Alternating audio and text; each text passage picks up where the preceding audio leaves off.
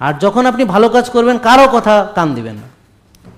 সমালোচনাকারীরা সমালোচনা করেই যাবে। গতকালকে আমি একটা গাধার উদাহরণ দিয়েছিলাম। ধরেন বাবা আর ছেলে মিলে গাধার পিঠে চড়ে বাজারে যাচ্ছে, তাহলে একদল লোক পশুপ্রেমী তারা বলল যে আরে বেচারা গাধাকে কি কষ্টটাই না দিচ্ছে, এই ধুমুস ধুমুস দুটো মোটা সোটা গদা গদা এই এত একটা ছোট্ট গাধার পিঠে চড়ে যাচ্ছে, গাধাটার না জানি কত কষ্ট হচ্ছে, এরা কি মানুষ, এদের কি মানবতাবোধ আছে? তো এরা এই গাধাটাকে এত কষ্ট দিচ্ছে, এই কথা বলবে কিনা? না বলবে কিনা? আচ্ছা, এবার বাবা নেমে ছেলেকে বসাইছে। এটা হলো কেমন ছেলে? বাবা হেঁটে যায়, ছেলে গাধার পিঠে। এরকম কুলাঙ্গার সন্তান কেমনে, মানে কথা কিন্তু বন্ধ হচ্ছে না। এরপরে বাবা কি করলো, উঠে ছেলেকে নামাইলো। এবার হচ্ছে কেমন বাবা, হ্যাঁ, ছেলেকে হাঁটাচ্ছে আর নিজে গাধার পিঠে চলে যাচ্ছে। এটা কোন ধরনের বাপ? এই সব বাপ দেখেই তো আজকে সন্তানগুলো এরকম, বাপ মা মানতে চায় না, এরা নিজের ভালো ছাড়া কিছু বুঝে না। এই শুরু হয়ে গেল, কথা বন্ধ হলো না। এরপর দুইজন মিলে নাইমা গাধা টেনে নিয়ে যাচ্ছে। এখন তো আরো যে দুই গাধা মিলে আর এক গাধা টানে কি জন্য? এরা দুটো গাধাই তো যথেষ্ট, তৃতীয় আর এক গাধারে কি জন্য টেনে নিচ্ছে? তো এরপরে ওরা গাধা বাড়িতে রেখে বাজারে আসছে। এবার তো আরো কথা খারাপ যে আল্লাহ, গাধা থাকতে ওরা হাইটে হাইটে বাজারে যায়। সি তাহলে গাধা রাখে কি, এই দুই গাধা রাখিছে কিসের জন্য? মানে আপনি যাই করেন কথা হবে।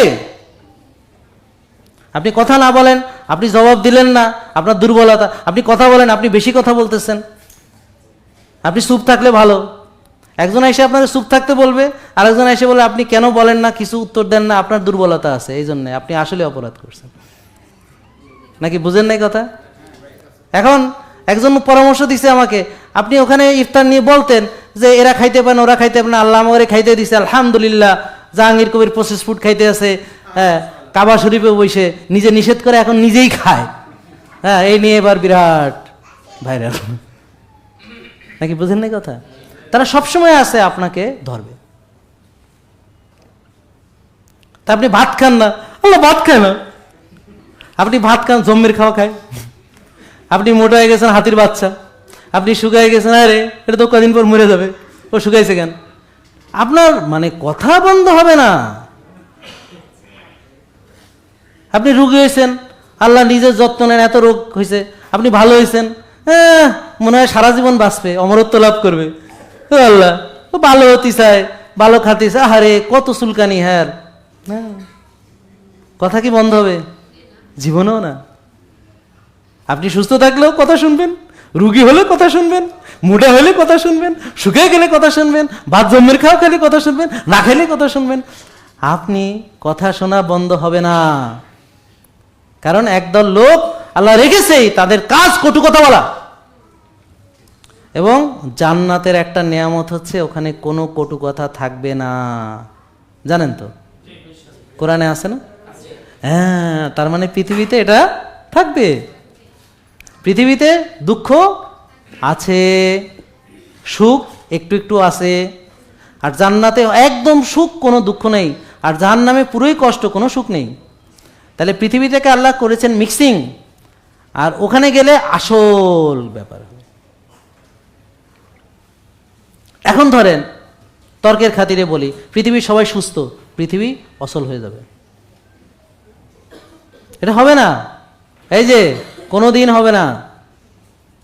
আমি বলে যাচ্ছি, সবাই সুস্থ কোনো দিনই হবে না। যদি হয়, এই পৃথিবী যেভাবে চলতেছে এটা টিকবে না। ফুড ইন্ডাস্ট্রি কলাপস করলে, মেডিসিন ইন্ডাস্ট্রি কলাপস করলে টোটাল অর্থনীতি ভেঙে পড়বে। এই কারণে এই পৃথিবীকে বাঁচাতে হলে আপনাকে রুগী হতে হবে।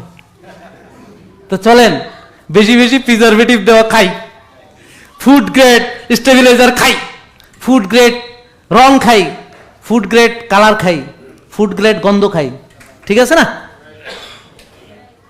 আর এতগুলো ওষুধ খাই, মাশাআল্লাহ। ওষুধ কত পবিত্র বলে নাই? কেমিক্যাল কত পবিত্র, মরার আগ পর্যন্ত খাবেন, মারবেন ইঞ্জেকশন, কত ভালো, এটা বলে নাই?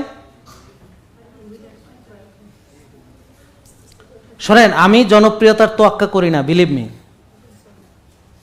আপনারা সবাই আমার বিপক্ষে গেলেও আমার কোনো অসুবিধা নেই, শুধু আল্লাহ আমার পক্ষে থাকা চাই। আমি জনপ্রিয়তার জন্য কথা বলি না, হক কথা বলি। তিতা, অনেকের খারাপ লাগে, অন্তর জ্বলে যায়, দিলের মধ্যে ধাক্কা লাগে, আমার কথা এত খারাপ।